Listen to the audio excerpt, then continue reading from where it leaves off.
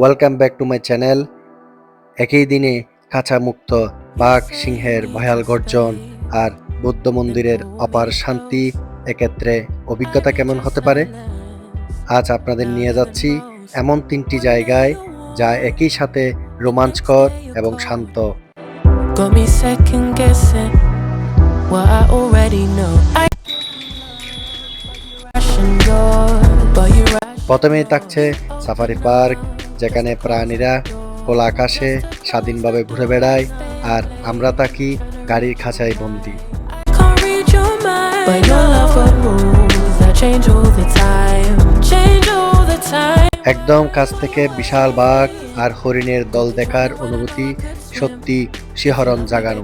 With your chest, yeah. এরপরেই সোজা চলে যাব এক মন জোড়ানো শান্ত পরিবেশে বৌদ্ধ মন্দিরে।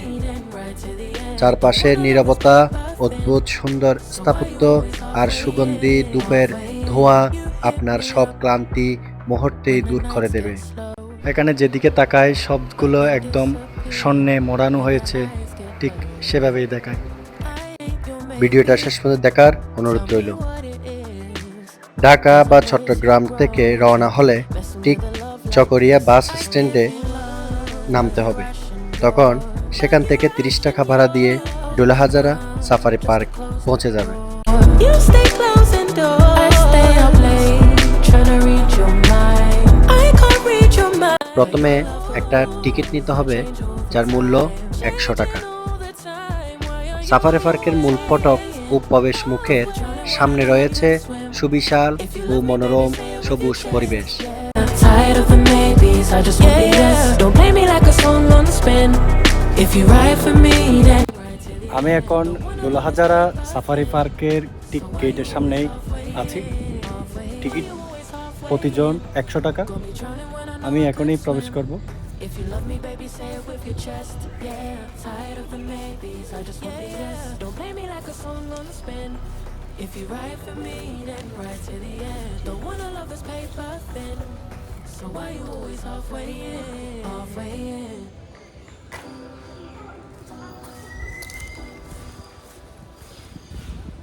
You say you need your space. টিকিটটা প্রথমেই দেখাতে হবে এখানে। Pull me close.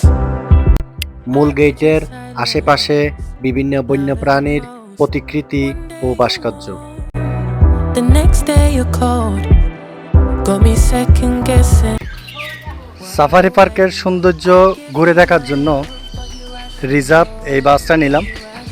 কারণ হচ্ছে সাফারি পার্ক এরিয়াটা অনেক বিশাল, তাই এখানে চাইলে আপনি প্রত্যেকটা স্পটে নিজে একা একা ঘুরতে পারবেন না।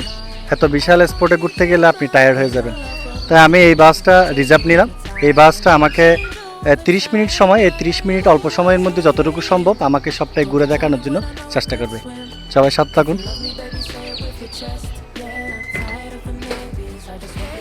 আমি সামনে সাইডে বসি, কারণ হচ্ছে সামনে বসলে কি হয়, ভিউটা আমি একটু স্পষ্ট করে দেখাতে পারবো। আমার ড্রাইভার ভাই, উনি প্রশাসনের লোক।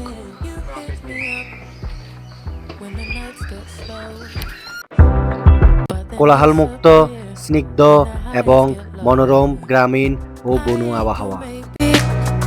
Tell me what it is, 'cause I'm way too grown to be messing with a love like this. I give you love, but you're rushing yours. But you're rushing yours. You open up just to close the door. You stay closing doors. I stay up late, trying to read your mind. I can't read your mind, but your love for rules that change all the গাছের মগডালের উপর দিয়ে হাঁটার অনুভূতি। বৃষ্টি মাটি থেকে বেশ উঁচুতে বনের ভেতরের বড় বড় গাছের মাঝখান দিয়ে তৈরি করা হয়েছে, যা বনের ভেতরে হাঁটার এক রোমাঞ্চকর অনুভূতি দেয়। to the end. Don't wanna love this paper thin. Safari পার্কের এই ব্রিজটা হচ্ছে কুমির ব্রিজ। এখানে হচ্ছে যেই Drowning when I know I could swim. পানি আছে, এই পানিতে হচ্ছে কুমির, অনেকগুলো কুমির আছে, কিন্তু এগুলো আসলে দেখা যায় না। Don't play me like a song on কুমির spin. If you ride for me, then ride to the end. Don't wanna love this এখানে অনেক কাজ এখনো চলমান। so why you always halfway? এই সাফারি পার্কের সৌন্দর্যটা আরও অনেক বেশি বৃদ্ধি করা হচ্ছে, যেন দর্শনার্থীদের আসার আগ্রহটা অনেকটা বেড়ে যায়। ব্রিজের উপর দাঁড়ালে চারপাশের চিরহরিৎ বনের এক চোখ জোড়ানো সবুজ দৃশ্য বা বার্ডস আই ভিউ উপভোগ করা যায়। আমরা চলে এলাম হাতি যেখানে অবস্থান করে সেখানে। একটা হাতি খুব মাথা নাড়িয়ে নাড়িয়ে আমাদের দেখাচ্ছিল। সাফারি পার্কের অনেকগুলো হাতি এখনো আছে। এই একটা হাতি আর হচ্ছে ওই পাশে আরো দুইটা হাতি আছে। এই হচ্ছে সাফারি পার্কের আসল সৌন্দর্য হচ্ছে এটাই। এই দেখেন Bring me into golden sunlight. আমরা একটা গেটের প্রবেশ পথ দিয়ে ঢুকছি এবং এখানে দুইটা রাস্তা আছে। এই রাস্তা দিয়ে প্রবেশ করছি আমরা জলহস্তী দেখার জন্য। Catching a breeze of এখানে অনেকগুলো জলহস্তী আছে, অবশ্যই এটা অনেক দূরে। যখন কাছে চলে আসতো তখন হয়তো আরো স্পষ্ট করে দেখানো যেত। একদম ওই দূরে দেখা যাচ্ছে, একটা দুইটা দেখতে পাচ্ছি। যাই হোক,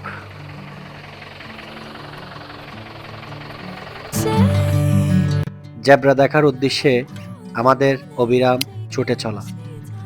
সবুজ বনের বুকে যেন এক টুকরো আফ্রিকা। ডোলাহাজারা সাফারি পার্কের উন্মুক্ত মাঠে যখন জেব্রার দল একসাথে মনের আনন্দে ঘাস খায়, সেই দৃশ্য চোখ জুড়িয়ে দেয়।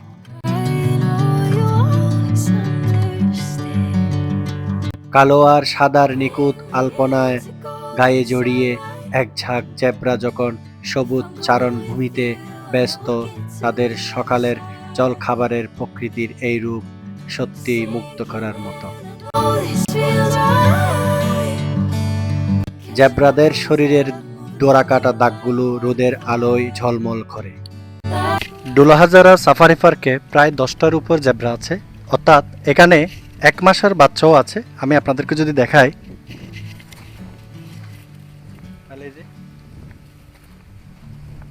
যে এটা হচ্ছে 1 মাসের বাচ্চা। 1 মাস। জেব্রাগুলো একসাথে কত শৃঙ্খলাভাবে খাবারগুলো খাচ্ছে দেখেন। অন্যান্য প্রাণী থেকে জেব্রার যে শৃঙ্খলা মেনটেন করে, এটা আসলে খুবই অসাধারণ। জেব্রা একা থাকে না, তারা দল বেঁধে খাবার খায়। আমরা ওয়াচ টাওয়ারের সামনে চলে এলাম, এখন সেখানে উঠবো। সাফারি পার্কের এটা হচ্ছে টাওয়ার। এই টাওয়ারে উঠলে আসলে একদম ক্লিয়ার করে সব জায়গাটা দেখা যায়। এই টাওয়ার থেকে আপনি চাইলে ডোলাহাজারা যে সাফারি পার্কের চারিপাশটা খুব এত সুন্দরভাবে দেখা যাবে। অর্থাৎ ডোলাহাজারার দুইটা পাশ আছে, একটা হচ্ছে কক্সবাজার আর একটা হচ্ছে বান্দরবন। অর্থাৎ আমরা যেখানে দাঁড়িয়ে আছি এটা হচ্ছে বান্দরবনের সাইডটাতে। এখন আমি দাঁড়িয়ে আছি এই টাওয়ারের সর্বোচ্চ ফ্লোরে। Well, I already know. I give you love. টাওয়ারের চূড়ায় দাঁড়ালে নিচের পার্কের সুবিশাল বনের শুধু গাছের মগডাল বা ক্যানোপি দেখা যায়। মনে হয় যেন এক সবুজ কার্পেট পুরো উপত্যকা জুড়ে বিছিয়ে রাখা হয়েছে। Rules that change all the time. Change all the time. দূর দিগন্তের দিকে তাকালে বান্দরবনের সারি সারি পাহাড় চোখে পড়ে। If you love বর্ষা বা শীতে সেই পাহাড়ের খুঁজে খুঁজে মেঘ ও কুয়াশার লুকোচুরি দৃশ্যটিকে আরো মায়াবী করে তোলে।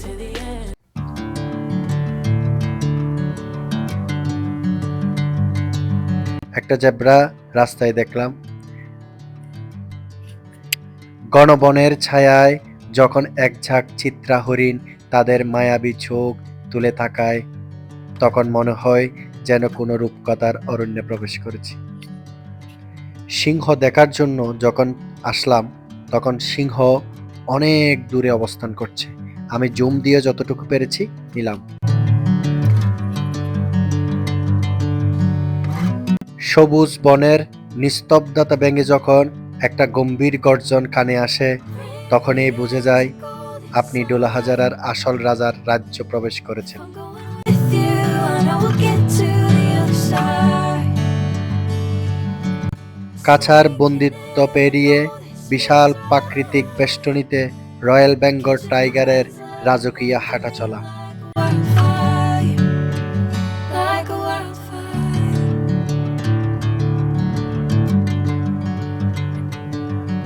এগুলো হচ্ছে ভাল্লুক, অর্থাৎ অনেক নিরাপত্তার মধ্যে রাখা হয়েছে ভাল্লুকগুলো। অনেক দর্শনার্থীরা যখন বিকেল ঘনিয়ে আসছে তখন চলে আসছে পার্কের ভেতরের সৌন্দর্য দেখার জন্য। চারদিকের এই অপরূপ প্রাকৃতিক সবুজ সৌন্দর্যে আমাকে মুগ্ধ করেছে। অবিরাম ছুটে চলার এই বাসটি অসাধারণ। এখানে অসংখ্য পাখি আছে যা আমি বলে হয়তো শেষ করতে পারবো না। Sunlight. If I'm going with you, I know we'll get to the other হঠাৎ দেখতে পেলাম একটা বিশাল আকৃতির টিয়া পাখি, যাহার রং খুবই অসাধারণ। পার্কের শান্ত বনের নীরবতা ভাঙতে এবং মুখে এক চিলতে হাসি আনতে বানর জুনের জুড়ি নেই।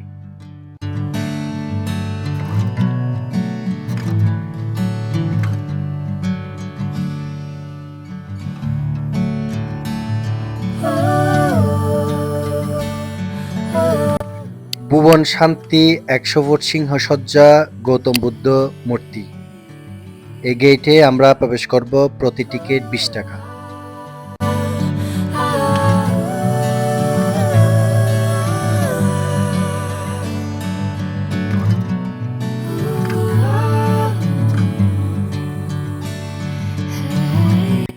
পার্কের বন্য রোমাঞ্চ শেষে বৌদ্ধ মন্দিরের প্রবেশ করাতেই চারপাশের পরিবেশ যেন এক অলৌকিক শান্তিতে রূপ নিল। নিস্তব্ধতা আর পবিত্রতার এক অপূর্ব মেলবন্ধন এই মন্দির।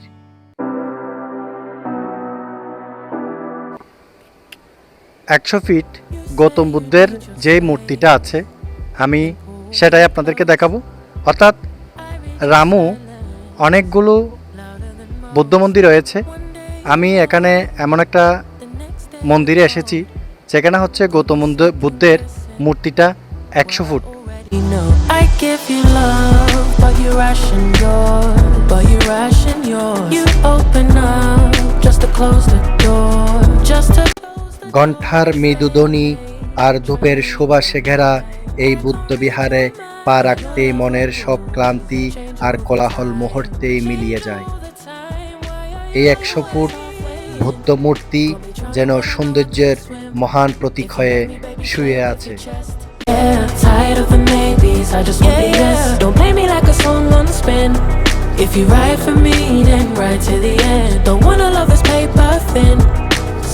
কক্সবাজার জেলার রামু উপজেলার প্রাণকেন্দ্র মোরংলোয়া গ্রামে অবস্থিত রামু কেন্দ্রীয় সীমা মহাবিহার বাংলাদেশের বৌদ্ধ ধর্মাবলম্বীদের অন্যতম পবিত্র, প্রাচীন এবং স্থাপত্য শৈলীতে অনন্য এক ধর্মীয় পীঠস্থান। 1712 সালে, কারো মতে 1708 সালে প্রতিষ্ঠিত এই মহাবিহারটি শুধু ধর্মীয় কারণেই নয়, বরং এর শান্ত পরিবেশ এবং দৃষ্টিনন্দন শৈল্পিক রূপের জন্য দেশ বিদেশের পর্যটকদের কাছে এক বড় আকর্ষণ। রামু কেন্দ্রীয় সীমা মহাবিহার, এই বৌদ্ধ মন্দিরটা অনেক প্রাচীন একটা বৌদ্ধ মন্দির। এখানে অনেক ইতিহাস, ঐতিহ্য এবং সংস্কৃতি এই মন্দিরে জড়িয়ে আছে।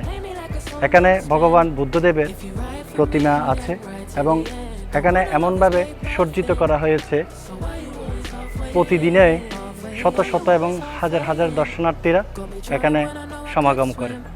If you love me, baby, say it with your chest. Yeah, tired of the maybes, I just want the yes. Don't play me like a song on spin. If you ride for me, then ride to the end. Don't wanna love this paper thin. So why you always halfway in? Halfway in.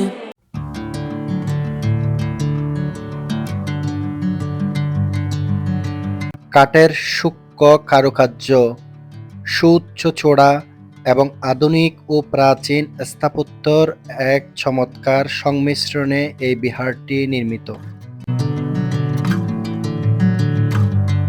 বিহারের ভেতরে অত্যন্ত সুনিপুণভাবে তৈরি সোনা, bronze এবং পিতলের বেশ কয়েকটি আকর্ষণীয় ও প্রাচীন বৌদ্ধ মূর্তি রয়েছে।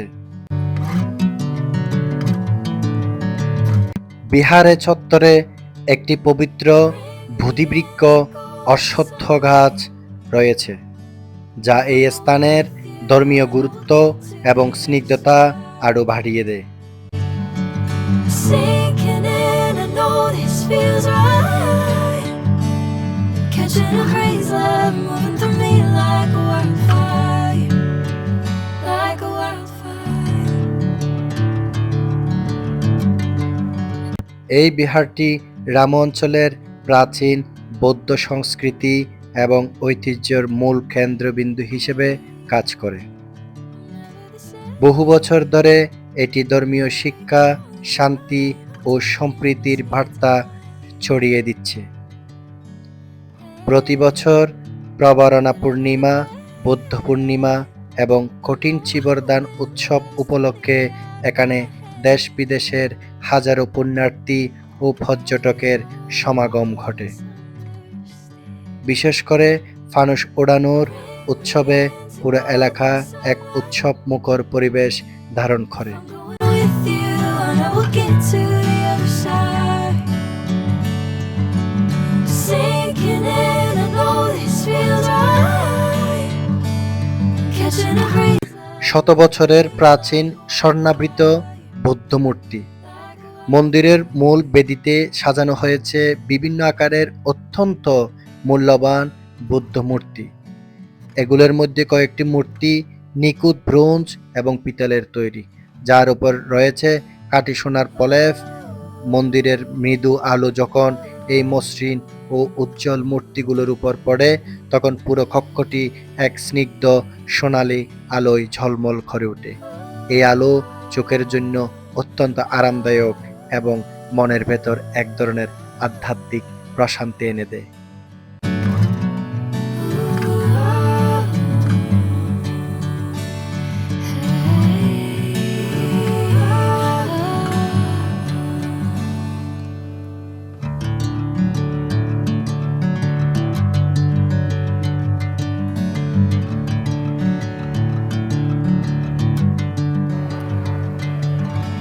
এত সুন্দর কারুকাজ দেখলে মনটা একদম জোড়ায় যায়। বাহ, কত সুন্দর! সব গোল্ডেন কালার দিয়ে সজ্জিত করা হয়েছে। এখানে যেদিকে তাকায় সবগুলো একদম স্বর্ণে মোড়ানো হয়েছে, ঠিক সেভাবেই দেখায়।